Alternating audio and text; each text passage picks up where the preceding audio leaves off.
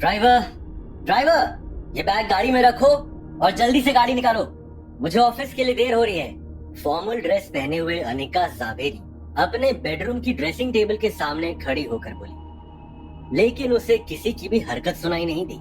ये ड्राइवर कहाँ मर गया? नक्श भी सुबह से गायब है। काम के वक्त पता नहीं ये सब कहाँ चले जाते हैं। बड़बड़ाते हुए अनिका ने आईने में देखकर जल्दी से अपने बालों को एक और बार संवारा और पीछे मुड़कर देखा तो वहाँ ड्राइवर की जगह नक्श खड़ा था।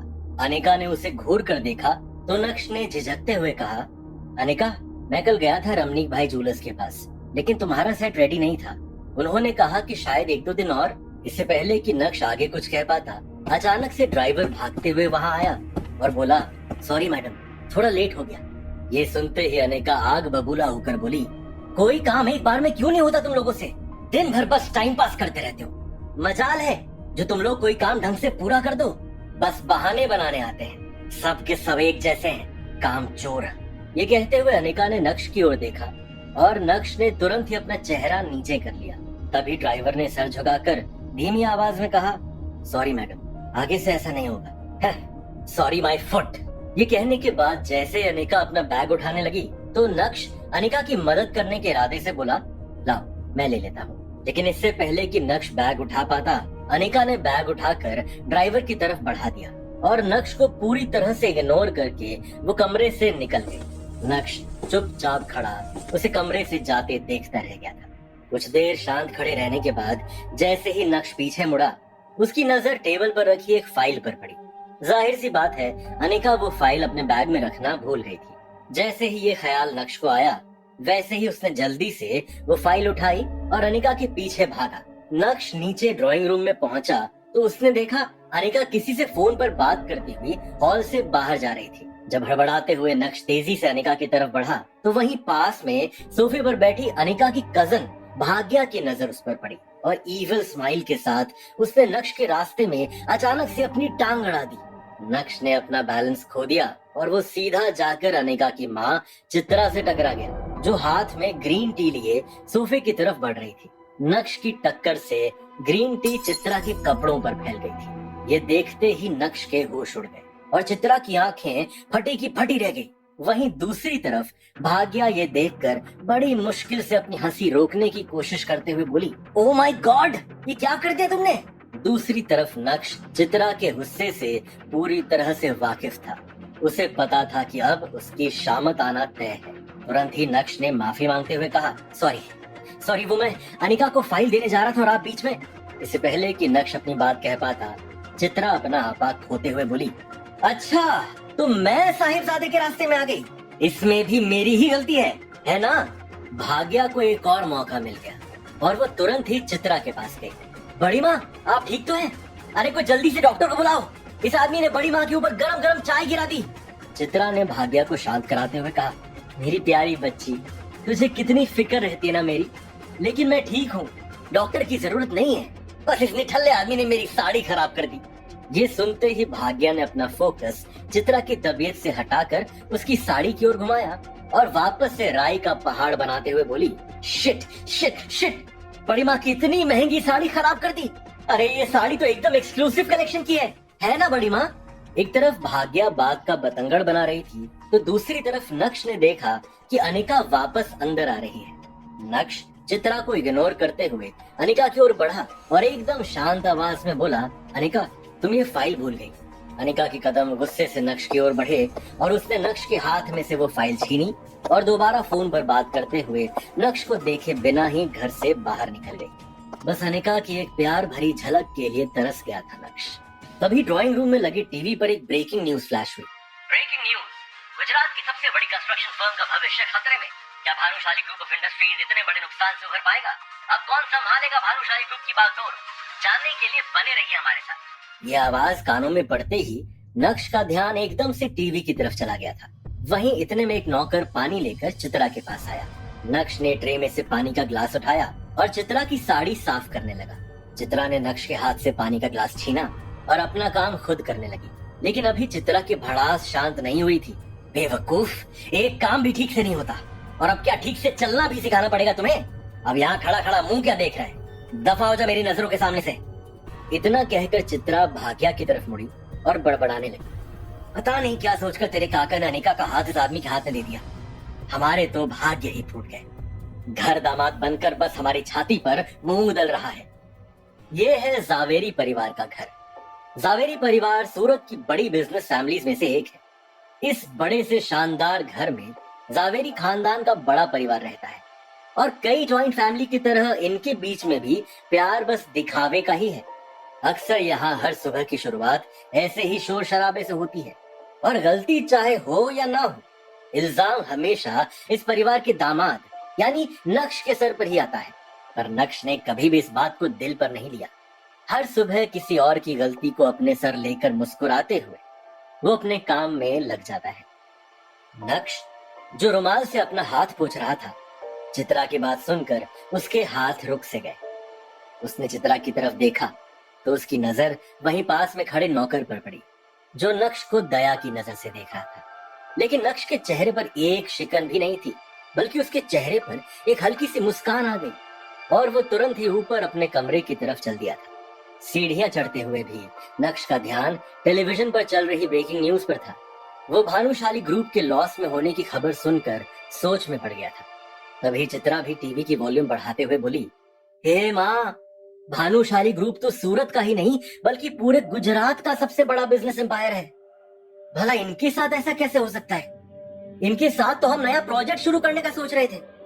ये सुनकर तुरंत ही भाग्या ने कहा, बड़ी माँ, परेशान क्यों हो रही हो सकता है ये हमारे लिए एक अच्छा साइन हो।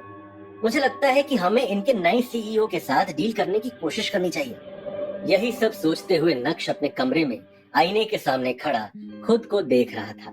नक्श के चेहरे पर हल्की सी मुस्कुराहट थी, जो उसकी आंखों की चमक को और बढ़ा रही थी। तभी नक्श की नजर ड्रेसिंग टेबल पर रखी अनिका के पिता रसिक जावेरी की एक तस्वीर पर पड़ी और उसको देखते हुए नक्श ने कहा, गुरुजी, देख रहे हैं आपके एक वादे के चक्कर में क्या क्या सहना पड़ रहा है।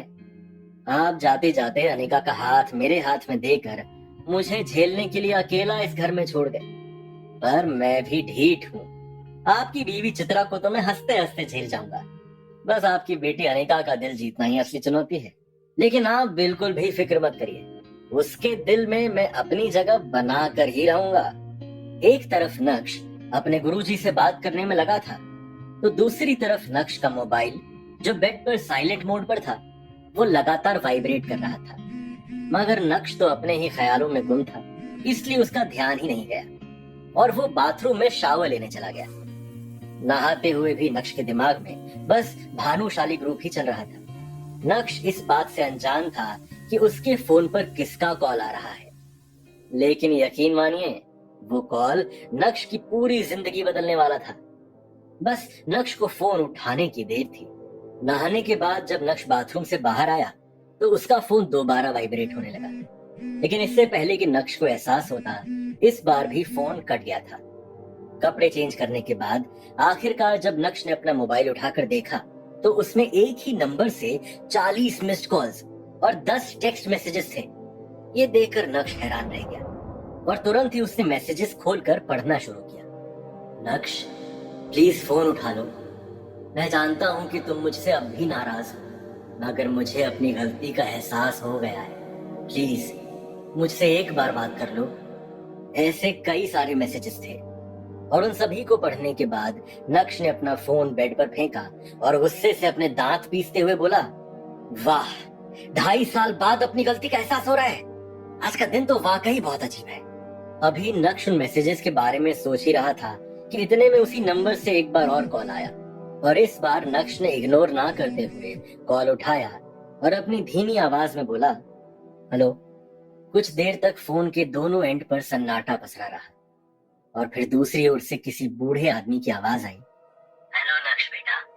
कुछ सेकंड्स तक नक्श खामोश रहा और उसके बाद कड़क अंदाज में बोला, हेलो मिस्टर यशवर्धन। अपना नाम सुनकर वो बूढ़ा आदमी थोड़ा सकपकाया, लेकिन यशवर्धन ने फिर से प्यार से शुरुआत की, कैसे हो तुम? मुझे तुम्हारी बहुत याद आती है बेटा।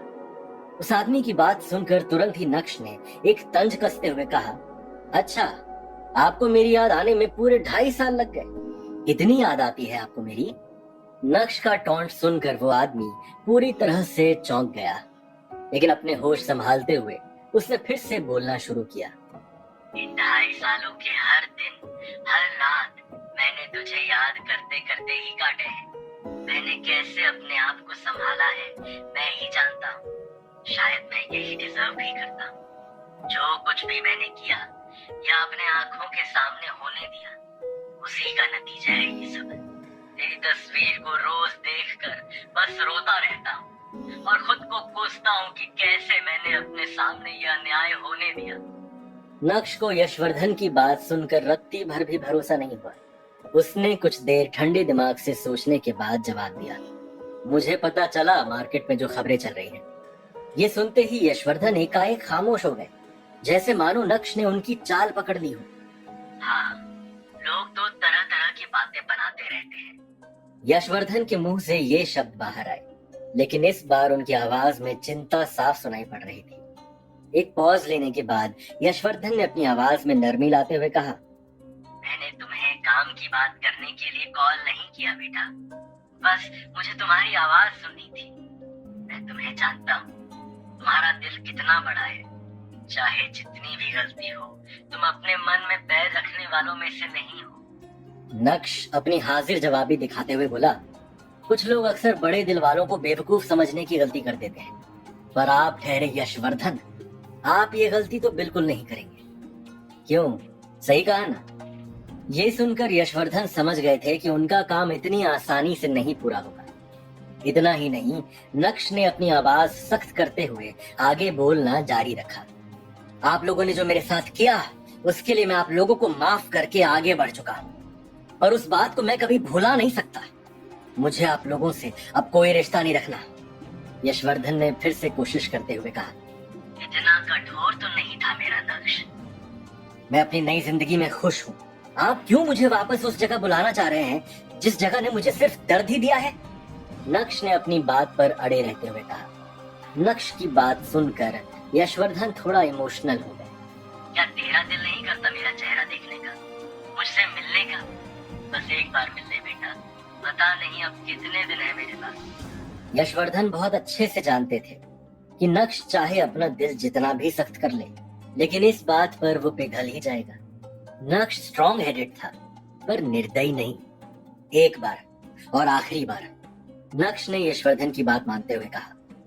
नक्श की बात सुनकर जैसे यशवर्धन की उम्मीदें दोबारा जाग उठी और वो चहकते हुए बोले, थैंक यू बेटा, मैं तेरी फेवरेट डिशेस बनवा के रखूंगा, जो भी तुझे पसंद है वो। नक्श ने तुरंत ही यशवर्धन की बात को काटते हुए कहा, कोई जरूरत नहीं है, मैं घर नहीं आऊंगा, हम ऑफिस में मिलेंगे बिना किसी ताम झाम के। ठीक है, तो कल सुबह मिलते हैं, मैं तुम्हें लेने के लिए अपनी गाड़ी भेज दूंगा। वैसे तो यशवर्धन को नक्श का अंदाज पसंद नहीं आ रहा था, लेकिन अभी यशवर्धन को नक्श की बहुत जरूरत थी, और यही वजह थी कि वो नक्श की सारी बातें मान भी रहे थे। कोई जरूरत नहीं है, मुझे पता है भानुशाली ग्रुप ऑफ इंडस्ट्रीज का ऑफिस कहाँ है, मैं पहुंच जाऊंगा, बाय। इतना कहकर नक्श ने फोन काट दिया था। बीते 2.5 सालों में कभी भी यशवर्धन ने नक्श से कांटेक्ट नहीं किया था। 2.5 सालों से नक्श भानुशाली ग्रुप से भी बाहर था, और अब जब भानुशाली ग्रुप डूब रहा है तो यशवर्धन को नक्श की याद क्यों आ रही थी? ये सोच सोच कर नक्श और भी ज्यादा कंफ्यूज हो रहा था। तुरंत ही नक्श ने अपना लैपटॉप बाहर निकाला और इंटरनेट की हेल्प लेते हुए भानुशाली ग्रुप में चल रही हलचल जानने की कोशिश की। वैसे तो नक्श के हाथ में भानुशाली ग्रुप को लेकर कुछ हाथ नहीं आया, लेकिन उसके हाथ में ऐसा कुछ आ गया जिसे देखने के बाद नक्श की आंखों की चमक 4 गुना बढ़ गई थी।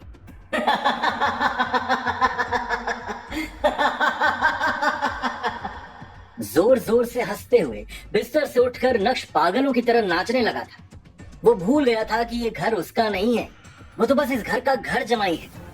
अब इस पागल को क्या हो गया है? क्या इसमें कोई माता वाता तो नहीं आ गई? नक्श के हंसने की आवाज सुनकर चित्रा का दिल बाहर आ गया था। नक्श ने ऐसा क्या देख लिया था?